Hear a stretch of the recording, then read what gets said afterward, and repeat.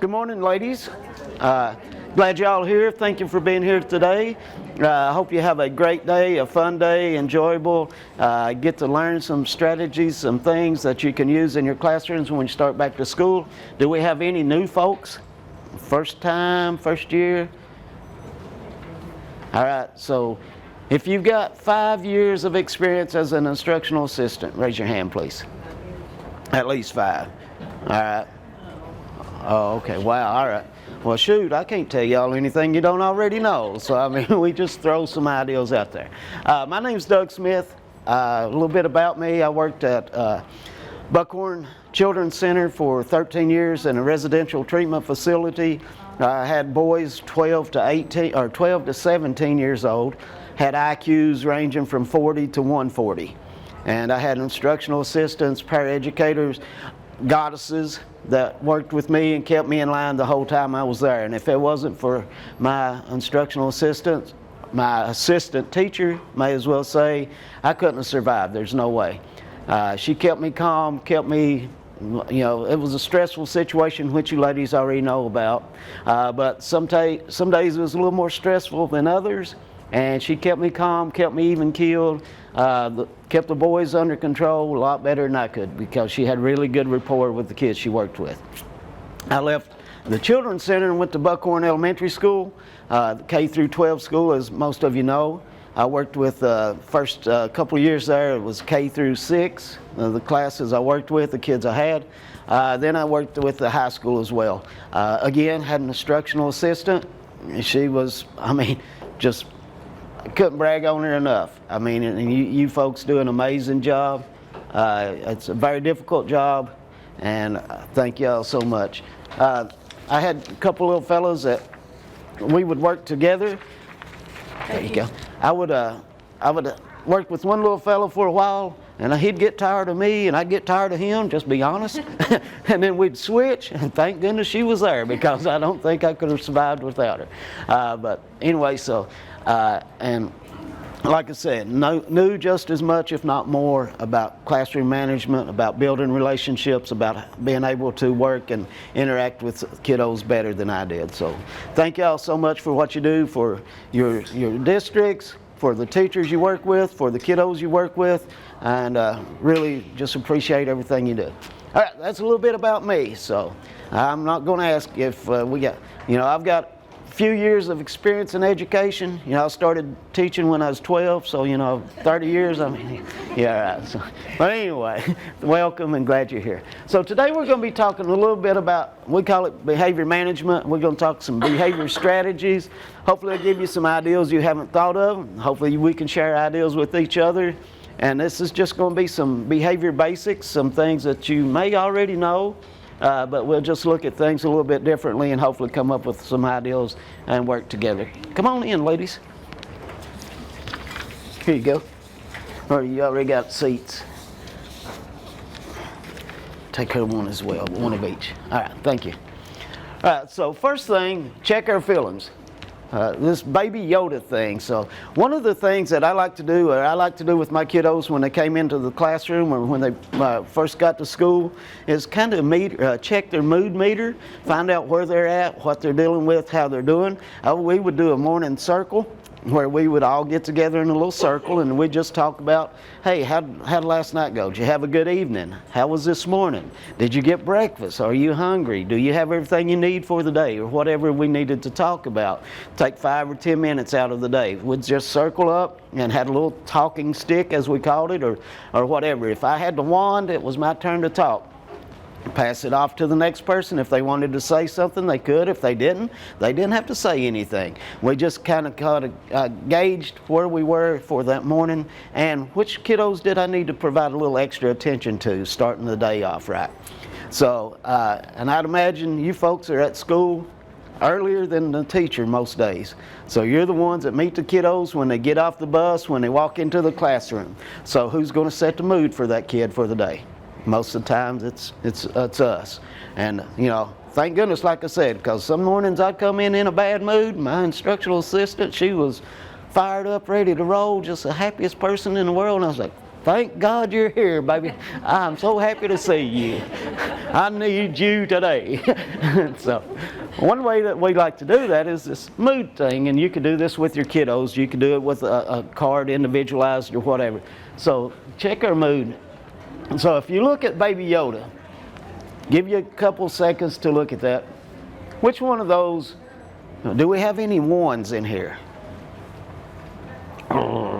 I had to be here. That was Bill Rigney. If anyone ever knew Bill Rigney, that's every morning.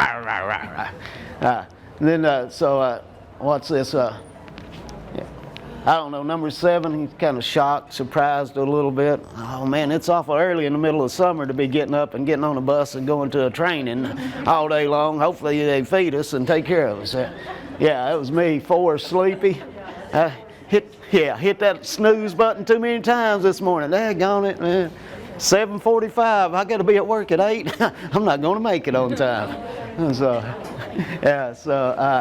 And then I guess number 8, a lot of days at the end of the day, I'm just in awe of what the kiddos have accomplished that day. And some mornings when they come in, I'm in awe of what they've gone through, the experiences that they've had, the things that they've experienced that morning just to get to school, that I'm just amazed that they're there, you know. And those are the kiddos that you're like, man, I am so happy to see you this morning. You really put a smile on my face. Or if they miss, I missed you yesterday. Is everything okay? We really missed you in class. It might be the roughest little fellow you got, but still, make a big deal of, man, I'm really glad to see you. Thank you for being here. We really missed your contributions to the class yesterday.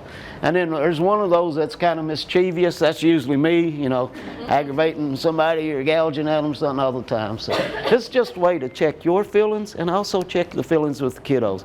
Because one of the key things with working with students and anyone is building relationships. You have to have a good relationship with the kids that you work with in order to get them to do what you ask them to do. And relationships take a long time to build with your kids.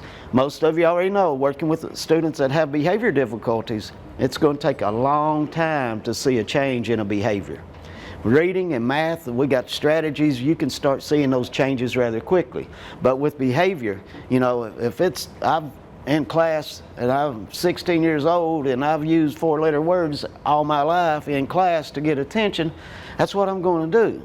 You know, to implement a program or a strategy to change that, it's not going to happen overnight. It's not going to take a day or 2 days. It's going to take weeks, maybe months, before you see a change in that behavior. Just be consistent and don't give up, because it just takes a while. So some things we're going to talk a little bit about today. We're going to be discussing what is behavior. We're going to be looking at the ABCs of behavior. We may get to some of this other stuff. I'm going to try to get to some behavior strategies, some tips and ideals, and get some ideals and share with out with each other. So what is behavior? So someone tell me, if I ask you give me a definition of behavior, what are some things that you could tell me? How you act. Pardon? How you act. How you act. All right, so how we act is a behavior. Okay, good. Anyone else? How you respond. Who said that? Okay, yes, how you respond. How you respond to your environment. How you respond to folks around you. How you respond to, you know, it's cold in here at times, so we got to bundle up a little bit. By the end of the day, it may be really, really cold, or it may be really, really hot. So you come in layers, that way you can take them off or put them on if you need to. So how you respond to the stimulus or the environment around you. Very good. What else? What's some other things? Your attitude. Who's? All right, good. Your attitude. Right. Yeah. So, okay, your attitude affects how you behave, or how you, like you said, respond. So, yes. What's some other things? All right. Let's look. Is that me? Oh, yeah. That was daggone. Thanks for telling me. I'll turn that off. That reminds me to take my medicine. Yeah. So would you agree that behaviors are learned? Do our students learn their behaviors? So if they learn behaviors, can we teach behaviors? You know, if we can't read, we can't write, we can't do math, what do we do to those kids? We teach those kids. If we can't behave, what we do? We punish them, send them to the office.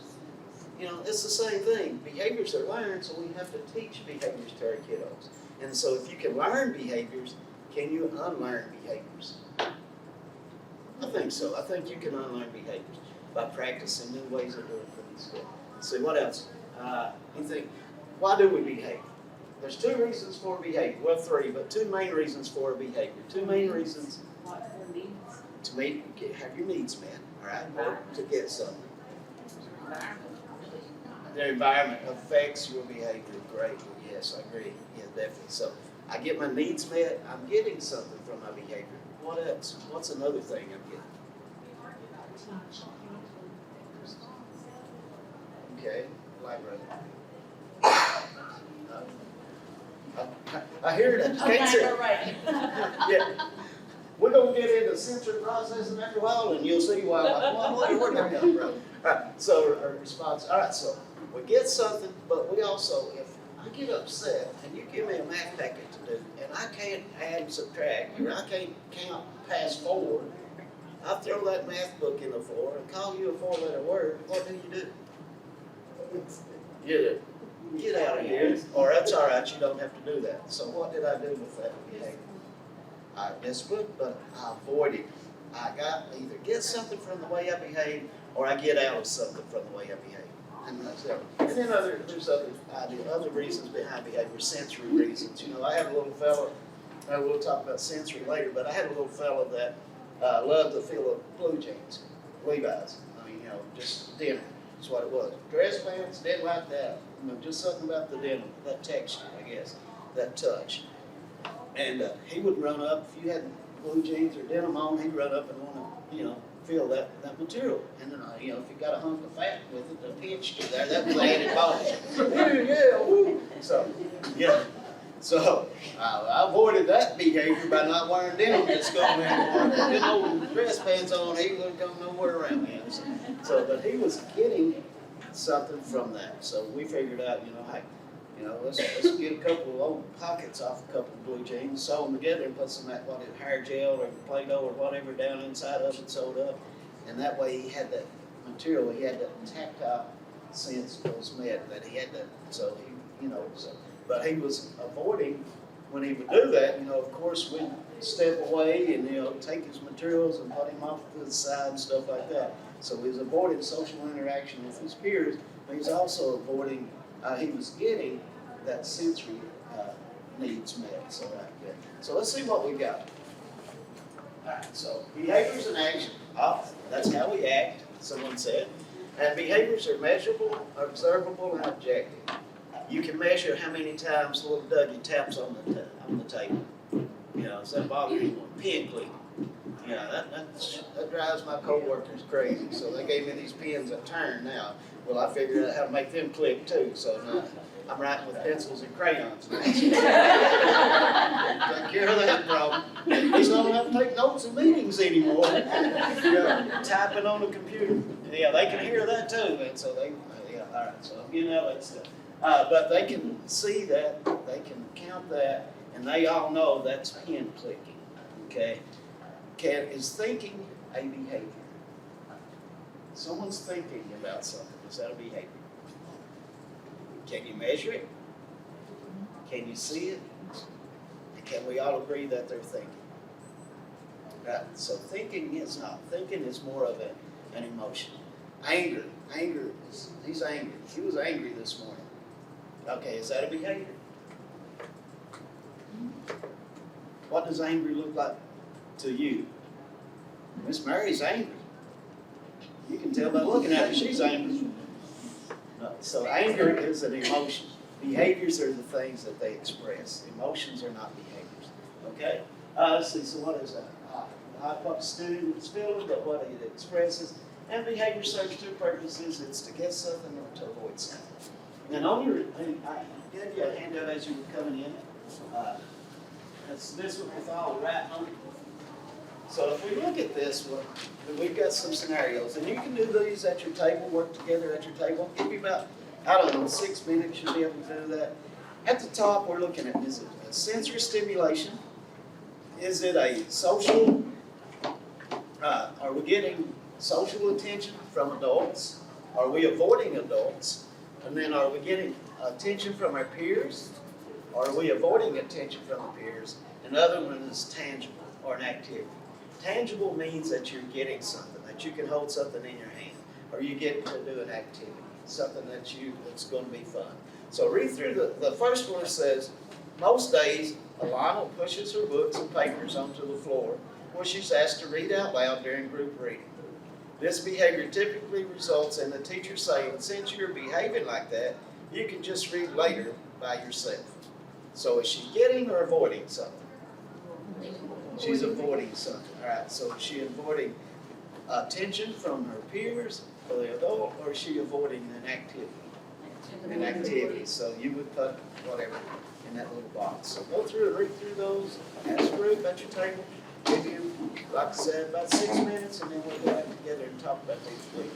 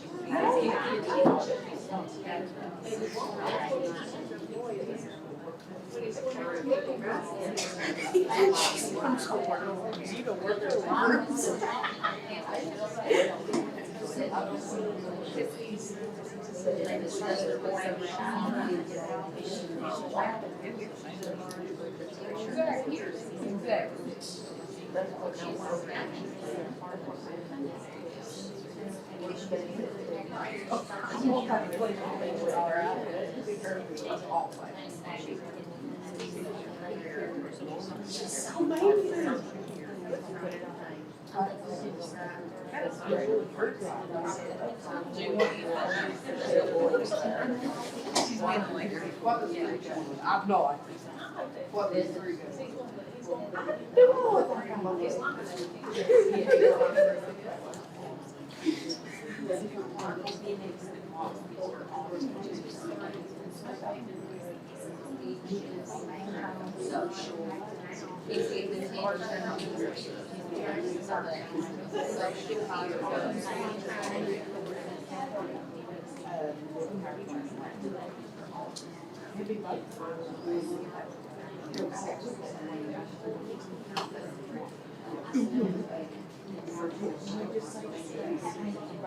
From social here.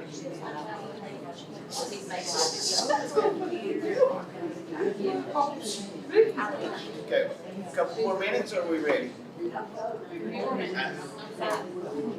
Couple more minutes.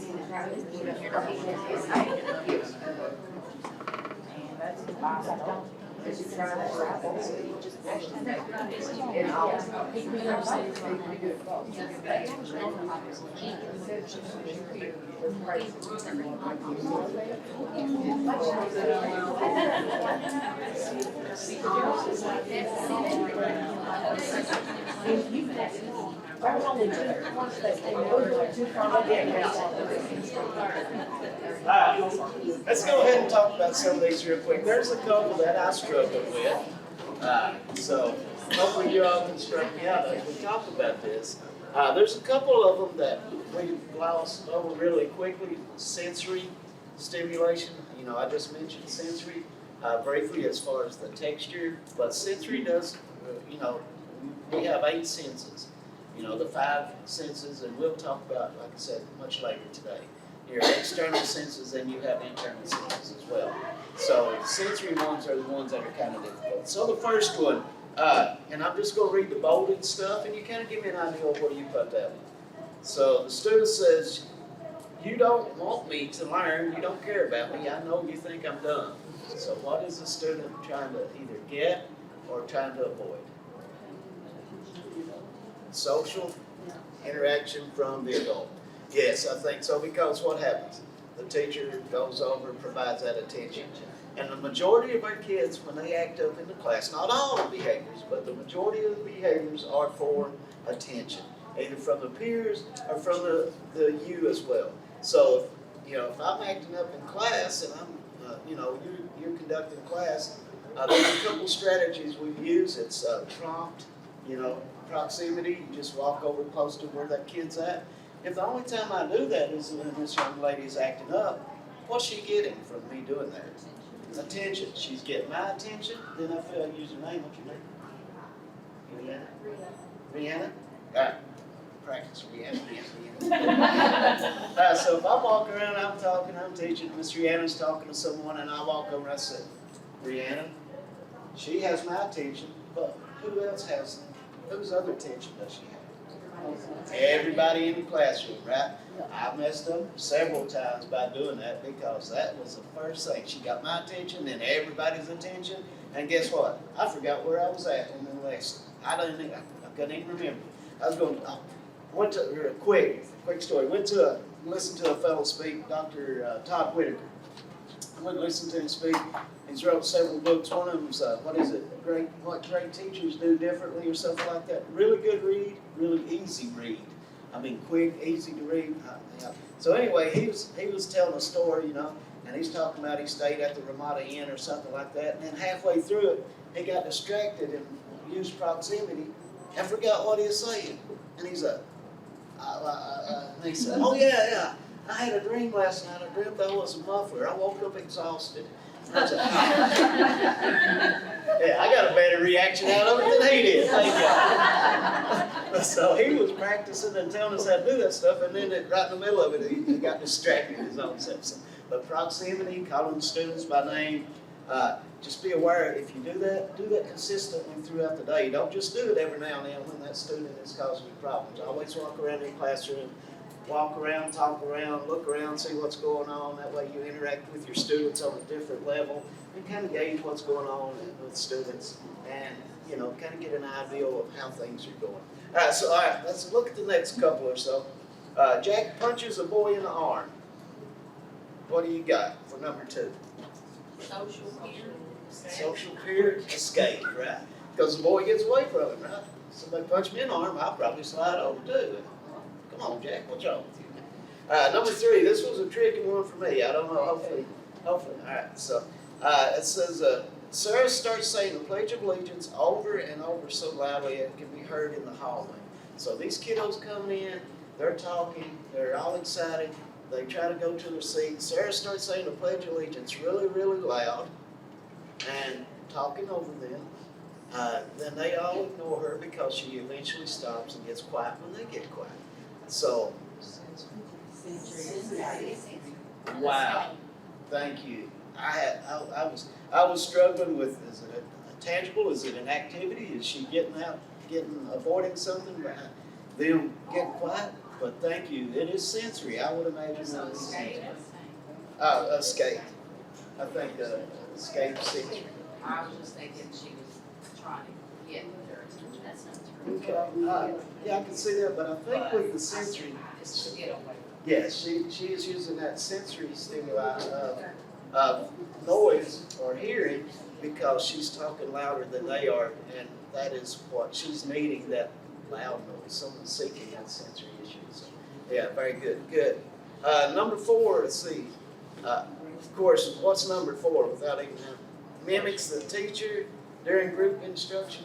Social peer. Right, social from peer because he's thank you, I'll be here all week. No, you won't, you keep acting like that, you won't. Might be here for another couple hours and that's it. Alright, so, Jessie wants a toy, she screams, give it to me now, repeatedly. And she gets the toy, so what? Tangible and obtained, right, very good. Number 7, my stomach hurts, I have cramps. This happens every time we're in PD and we have to run. So, escaping and activity, right. So, yeah, if I get sent to the nurse's office every time I'm gonna run, that's what I'm gonna do. See, number 7, drums on hard surfaces with the palms of their hands. Sensory. Sensory, thank you. I mean, sensory escape. Escape, It's obtained. escape. Yeah, I think it would be obtained. It's getting that feeling because it's Oh, okay. there's lunch table, walls, Everything. where everything, yeah. So, yeah, thank you, very good. And then number 8 is frowns and kicks her in the shin. We got 7. Yeah. Oh, I'm sorry. Oh, yeah, 8. So, Yeah, we're on that. so you said you're escaping adults, right? Poor Miss Gloria, is that right? Yeah, so, yeah, but you sit there and take it because you know that's I'll scoot over a little bit there. Wear shin guards. Somebody asked me about that one day. I said, well, wear shin guards. I don't know. I mean, and then number 9 is hitting his own head with the palm of his hand repeatedly. This That was was, always I'm something. sure maybe because it gets the attention of the teacher that walks over. right, he does get the attention Or of it the could be teacher. sensory. It could be sensory, because that I think feeling, it's sensory because some of them have to do that. right. But that's the way to escape it. So escape from what though? As we read on through the scenario. It's escaping from the student. Right. It's not gonna get his way. Right, so that one I was kind of stuck on too. Is it sensory? Is he doing that for that That sensory? could be like, according to the child, yeah. When I looked at these, Yeah,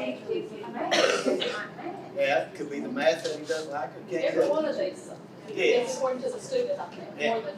Oh, that's a good point. Yeah, it's according to the students. Students have different needs and different ways of expressing those needs. Very good point. Thank you, that was great. So, number 9, I thought he was escaping. He was also getting attention from the teacher because the teacher sat down and talked about the football game last night. And it's also the sensory. He's getting that sensory of hitting his head. So, It just confused me because he shook his head no, and the guy asked him if he needed help. right. So Yeah, so let's mark that one off, we didn't even do that. That don't count. All right, we still got an A on this activity. Thank y'all for participating, I appreciate it. All right, so next thing we're gonna look at quickly is we're gonna look at the behavior, ABCs of behavior. Behavior is, when we're talking about behavior, we're looking at, like I said, antecedent, behavior, and consequence. We have it in order as B, A, C, because the first thing that you're going to notice is the behavior. What is the student doing? What actions can we see? What can we measure? What can we observe? What can we all objectively define as a behavior? Then we will look at the antecedent. So behavior is the action that we see, not a thought, not a feeling, not an emotion, but an action. The antecedent is what happens immediately before that behavior. Okay, so if I walk over to Miss Rihanna, did I get that right? Ooh, look at that. Had clear notes on the hand. Yeah. And I walk over to Miss Rihanna and I touch her on the shoulder. Give her a pat on the shoulder and she jumps backwards. What was the behavior? What did she do? She jumped backwards. And as an antecedent, what happened immediately before she jumped backwards? Touched her shoulder. And as a consequence, oh, I'm sorry, I'm so sorry. I apologize. I did not mean anything by that. You're okay. I provide her with attention. I ask her questions. That's the consequence. That happened immediately after she jumped backwards. Sometimes we think about a consequence as I sent them to the office, I made them write an apology letter. What did I do to them to punish that behavior? The consequence is how you respond to that behavior, how we react, how we pay them attention or they avoid what they're having to do. So the consequence, think about it, is your actions, how you respond to that behavior. So antecedent comes where? Immediately before the behavior. The behavior is the activity, the consequence is how you respond or what that student gets from using that behavior. So we're going to do a couple of scenarios real quickly. Oh, all right, so yeah, antecedent's the trigger. Oh, I should have checked that in.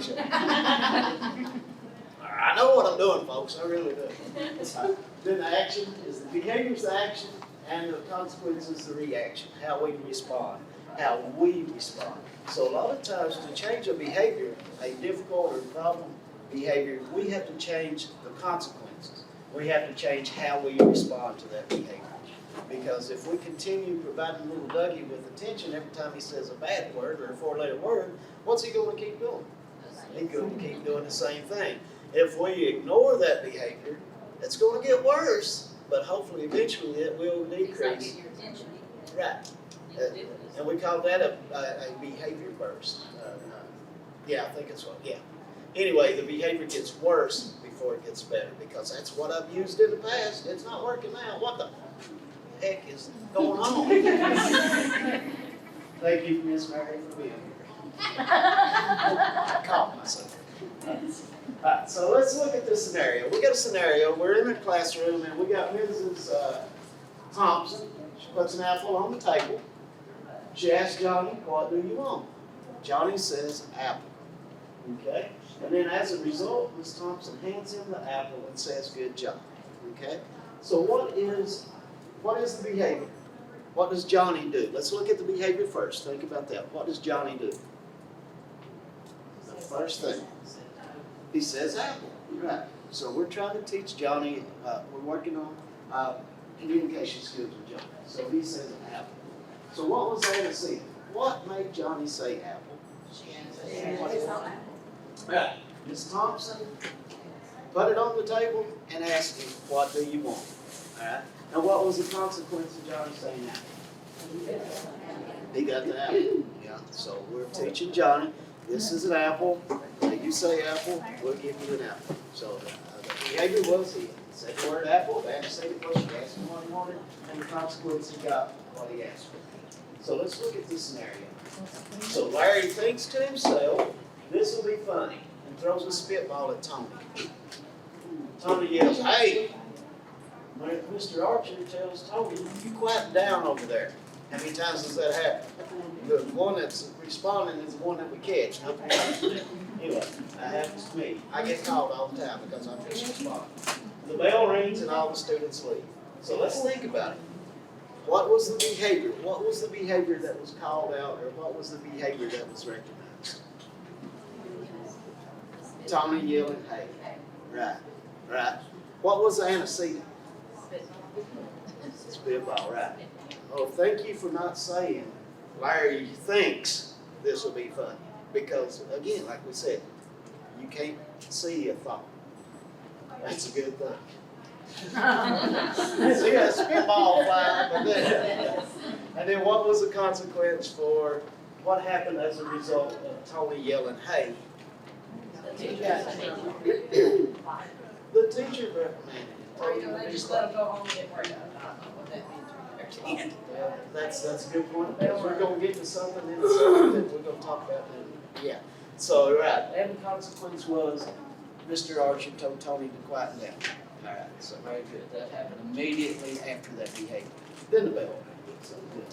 So remember, antecedent, right before, behavior is what they're doing, the consequence is how we respond or react. So let me see what time we got. No, we got 20 minutes? Oh, we good.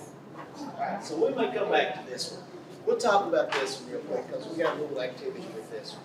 So this one, we're looking at behavior categories, and we're thinking about where do behaviors come from? What happens as a, or where do these kids, their actions that we see in the classroom, where do those originate? Where do they come from? And some of the things that we have are carrying behaviors. They're things that they bring with them into their classroom. They're things that they bring with them outside of the school environment. We did that in our training yesterday, all that. Oh, okay, all right. Shh, don't do that. That's okay, they were all with me. Oh, everybody here? All right. All right, we'll go on through this one then. All right, so carrying behaviors are things they bring with them. We already know. What are carryover behaviors then? One class to the next. One class to the next. Within whose control? Within what environment? Within within the school environment, within our control. All right, so we'll talk about good. And so what are tune-in behaviors? Have somebody else. Tune-in. Pardon?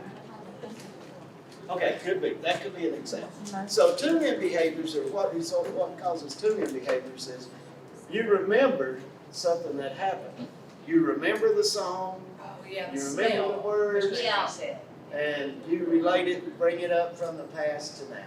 All right, so it could be, He used an example of a girl was raped, and that smell okay, would trigger her Yeah. behavior.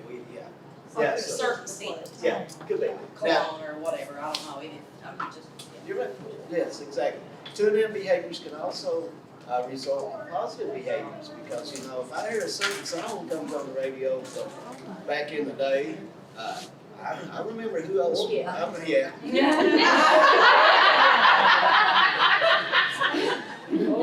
Oh, yeah.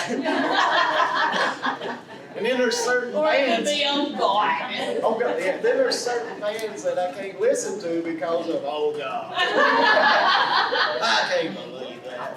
broke my heart. I can't listen to them anymore. So yeah, ruined it for the rest of my life. Right? So let's do this quickly then. As we go through this. So first one is we're going to say a thumbs up if we think it's a carry in. We're going to be thumbs down if we think it's carry over. Results within our control, within that school environment. Carry in is within outside of the school environment. It still may involve school, but it's outside of our control. We don't have anything that we can do. And tune in is sideways. We think about it, reminds us of either past traumatic experiences, past experiences, and things like that. All right, so someone made a post on Facebook about me. Well, I hope they added something good to it because I'm a boring individual.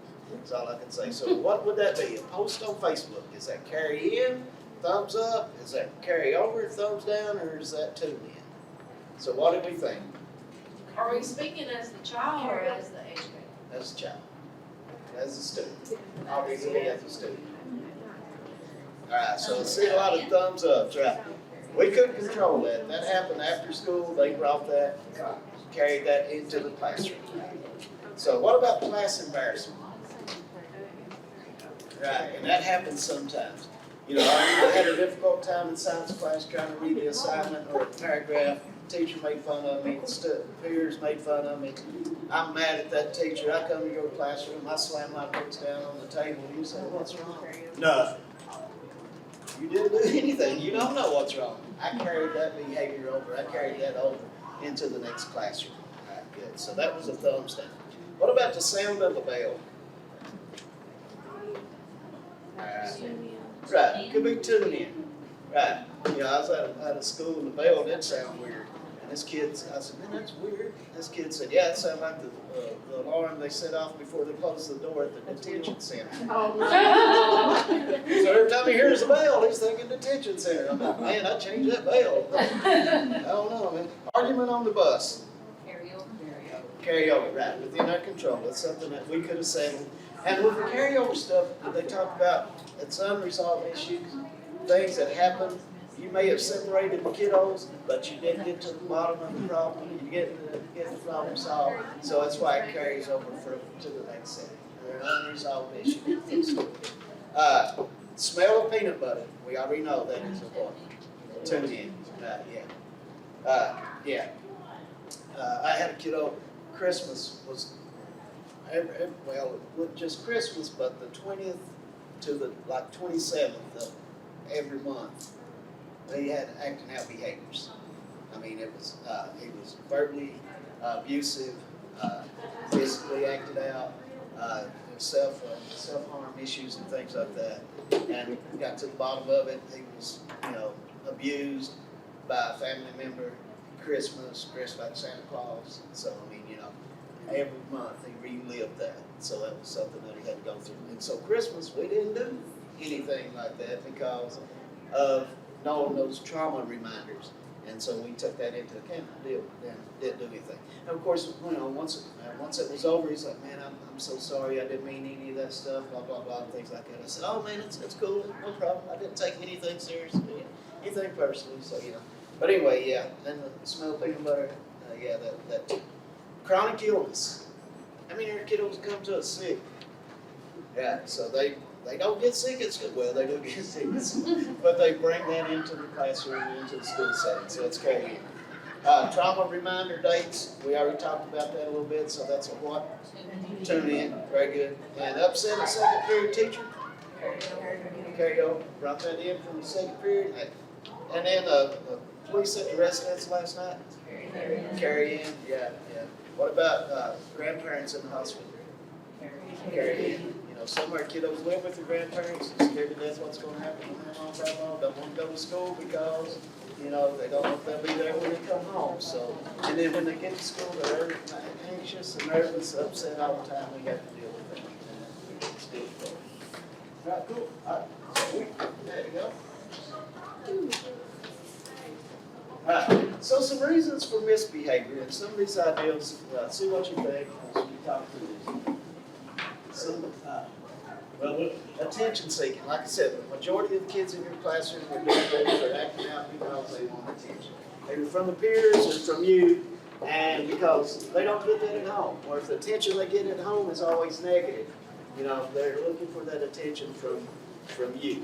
And, I mean, yeah, you have to be firm, you have to be consistent, but you can still provide those kiddos with attention and support that they need if they receive it.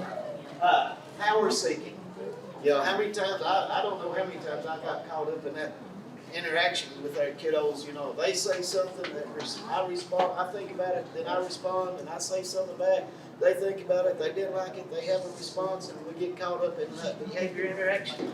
And it's a power struggle. And who wins in that situation? They do. Nobody. Yeah, they do. I never did win one of those arguments. I just had to finally say, all right, I give up, time out. I need to take a break from it. Right, so just be aware that a lot of these kiddos are looking for that power. They need to be able to have make some decisions in their life at school. So offer them choices and give them a way of saving face and getting out of those situations. Revenge seeking. I've seen this with their staff members and teachers. They are not proactive, they're reactive. Little Dougie does something in class, the teacher gets upset. I'm going to get him back with that. I'm going to suspend him for a day. I'm going to keep him in recess today. Yeah, I did that one time. I messed up there. I told this kid, I said, man, you don't straighten up, you're going to sit here during break. Well, I don't care, I'll sit here during break. I said, all right, you sitting here with me today. I said, you open your mouth again, you'll be sitting here tomorrow. I said, all right, you got 2 days now. I said, now don't say another word or you'll be here all week. He said, I don't care. I said, oh my God, what have I done? I'm destroying myself. Get him out of here. All right, man, you're sitting here for 10 minutes today and you're done. Yeah, that's what I was thinking afterwards. Now, who am I punishing? Him or me? He didn't want to go outside anyway, so goodness gracious. And then avoidance of failure. How many of our kids are going to act up? What's the saying? I'd rather be thought of as a bad rump instead of a dumb one. So how many kids are going to act up in your classroom to avoid failing at something and to get out of doing something, get out doing an activity? So give them something that they're successful at that they can do. I'm not saying that we're trying to teach lower than what they can do, but meet them where they're at and then bring them up. Don't start with something so difficult that they can't be successful at it. And don't start at something so low that they say it's baby work. Start right about where they're at, cognitively and educationally, and then build them up from there. Because, like I said, if you give me something too hard to do, I'm going to be the class clown, you're going to get rid of me. If you give me something too easy to do, I'm not going to do it because it's baby work. So where are we going to meet our kids and what are we going to do and how are we going to look at what they can do and make sure that they're successful. Give them something, and then fail at stuff yourself in front of them. It makes them feel good. I was watching Rita Pearson. I don't know if you've ever seen it, but if you get the opportunity to watch it, it's every kid needs a champion. And she's talking about she was up in front of the class, in 4th grade class I think it was, and she was doing a lesson on ratios. She said, I wasn't too good, but I was trying. And she got through with that lesson and she did a wonderful job, and she went back and she sat down at her desk, did the whole thing wrong. Come back to school the next day and told the kids, I'm sorry, I messed up, I did that whole lesson wrong. And the kiddos responded, we know, but you look like so good doing it. We'll just let you go. She said, okay, thanks. So don't be afraid to fail in front of your kids, and also don't be afraid to apologize in front of the kids you work with, because that helps build those relationships. And then sometimes, we used to play, I had this one kid, we'd play chess. So, I thought I was pretty good. He let me win the first game. He let me win. Because from then on, 30 moves, and I was, how'd you do that? Show me how to do it. So, they said, no, I can't do it. So, all right. So I wasn't avoiding that failure. He just was better than us. All right, some behavior strategies. We talked about a couple of these a little bit. Proximity prompt, like I said, use that throughout the day. Use it consistently because you don't want it to draw attention to that student or that person because that's all the time you use it. Sudden silence. We had a speaker yesterday morning who was talking about, he's got an attention getting signal. He raises his hand. when he raises his hand, everyone gets quiet and looks at the speaker. So we practiced it, so everyone, while I'm talking, raise your hand. When the hand goes up, okay. I do, we do, you do. All right, I raise my hand. Get better. You should have seen us yesterday. It took like 20 minutes of a 15-minute program to do that. Oh yeah, we got it. All right, so you can use that with your kids. I think when the hand goes up, everyone gets quiet. So you ever been talking a little bit, discussing things with each other? Go ahead, chat it up. I don't mind. Go ahead, let's see if this works. Young lady, come on. All right. Okay, sure. It takes a little bit, but practice that. And if you use those signals or those things with your students, make sure that you teach that to your kiddos. Don't expect them to know what you mean by raising your hand, I used to teach, I used to teach signals and cues to my kids. We worked out this one cue or a signal. I had this one kid, I may have told this before, but he didn't like to ask for help in class because it embarrassed him in front of his peers. So, age 14, 15, here, their attention is more important than your attention. So, and he would start acting out in class. He'd start slamming his books, shuffling his papers around, that rumble grumble stage, I guess you could call it. And then, have to finally walk over and say, man, what's going on? Would you step out in the hallway for a minute? Would you go get a drink? Something like that to get him out of the class. So come to find out, it embarrasses me that I don't know what I'm doing. And I'm not going to raise my hand and ask for help in front of my friends because if I do, they lose that status. I said, well, and then, I had no idea what we was going to do. I said, well, you can't just sit there and make a mess of the class and disrupt everyone. And then we started talking about something else, kind of redirected, got him off that topic and started talking about something else. So he started talking about his grandpa went to the auctions and they were, bidding on horses and cattle. I don't know. I didn't know anything about it. I had to look stuff up. And you will do that as well. I've had to look up My Little Pony and Little Princesses and all that stuff.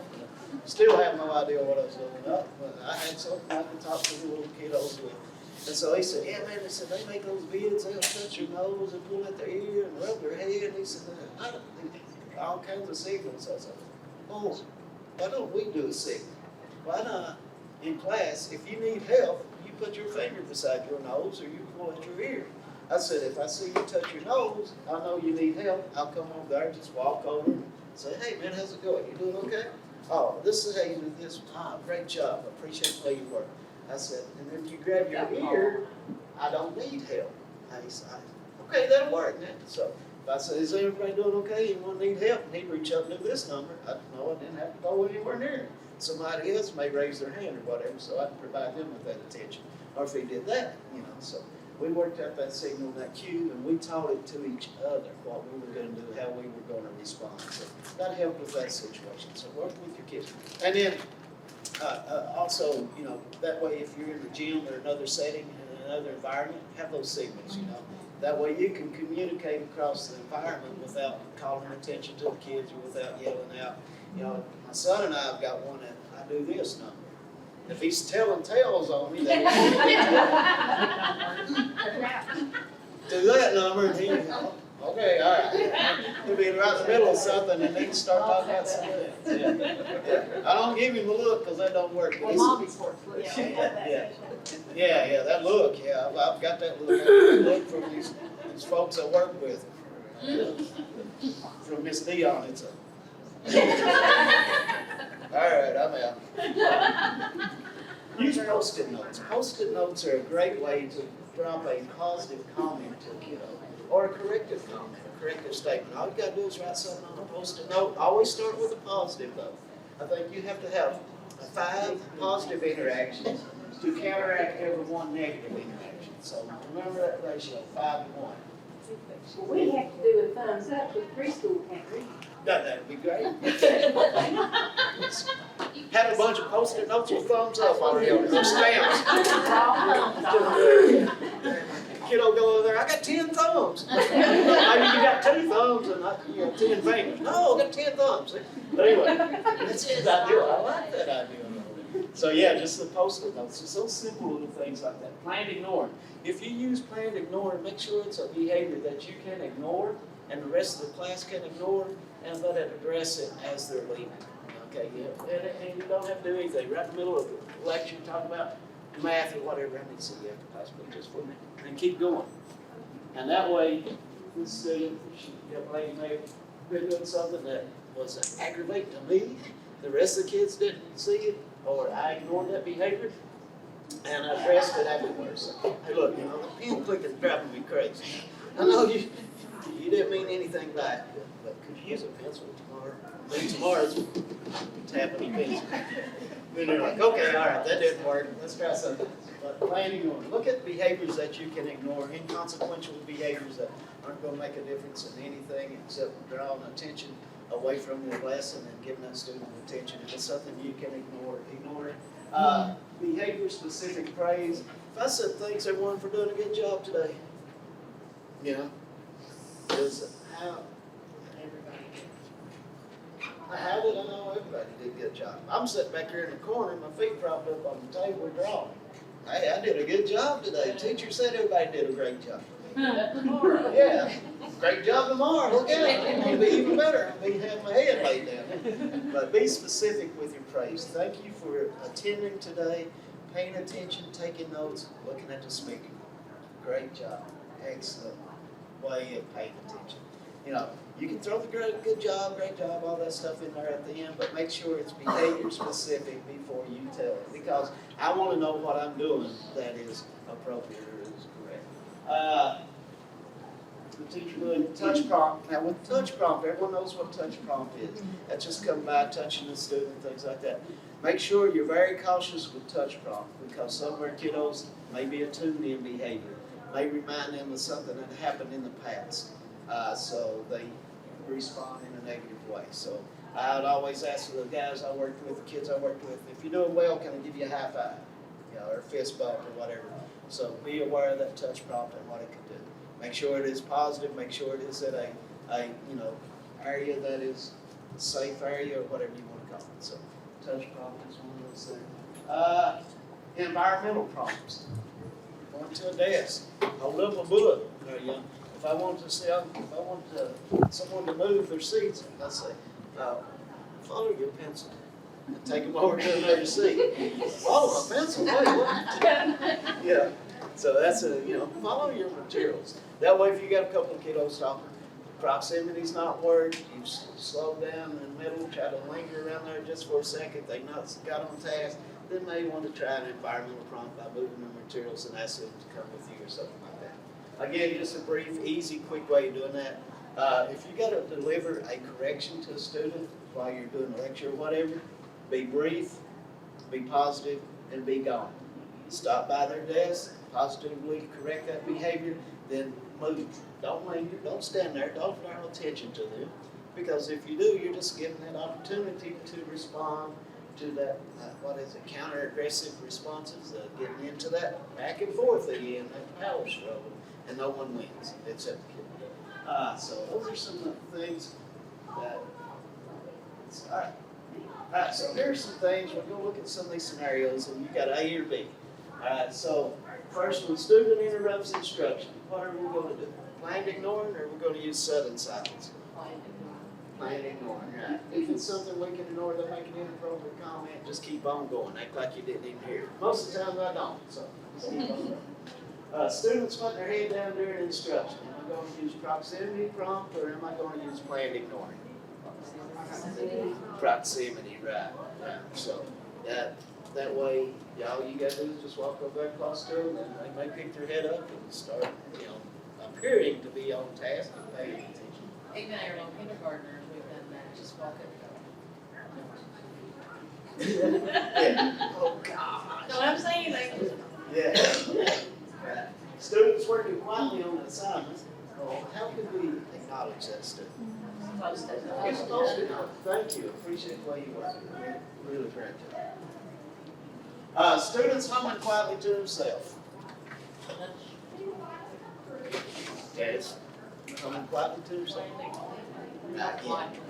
Now, if it's interrupted or disturbing someone beside them, you can walk by and just do a little touch, probably, I'm sorry, didn't have. It's okay. All right. There's no issues. No, There's no issues. I'm over here, I'm over here. So, All good. got that safe, what is safe zone, yeah, arms and leg length away. Students running in the hallway.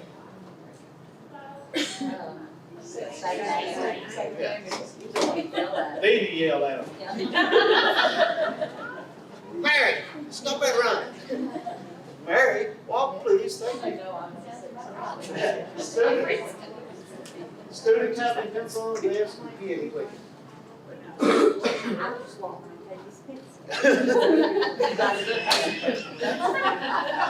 I would be me and I'd jump, get my pencil back. How you expect me to do my work now? So, yeah, hopefully you can just give them a look. Yes, ma'am. That had a pencil cut to me. Students talking to peers, what do you do? Oh, let's call them out in front of their peers. Well, I'd like to. Yeah, that'd be fun. Right, so nonverbal cue, just give them a look, give them a signal. Yeah, get it back in gear, back in the road, reel it in. Yeah, thank you. All right, and then students follow the rules.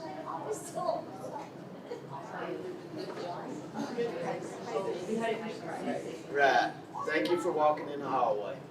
Yeah, thank you for following hallway procedures. Right hand side of the hall, quietly, please, walking. Have a great day. All right, so some things real quick, and then I guess what's good. Oh, it's time. All right. Anyway, some of the things, avoid power struggles. Don't take the students' comments personally. Sometimes you all talk hopefully about triggers, buttons, those targets that they have, your hungry heart, your characteristics, your professionalism. Try not to take their comments personally. Use students' names to praise positive behavior. Don't make threats, especially ones you're not going to carry out. I'll keep you awake all week. Don't you walk? Yeah. You don't quit, you're blah, blah, blah, and 5 times later, you're saying the same thing, and said, just do it already. Yeah, exactly. Do share things about yourself, but set limits and be selective about the things you share because they're going to use that stuff. They store that information and they'll bring it back up later at some other time. And do not use sarcasm, ridicule, or labels. Respect your students. They will respect you. You got to build that trust. And once you break that trust, man, it's very difficult to get that trust back. So, thank you. It is time to go. It is 11. We may watch this one later. So, but thank you, ladies. You do a wonderful job, and thank you for all the hard work and dedication.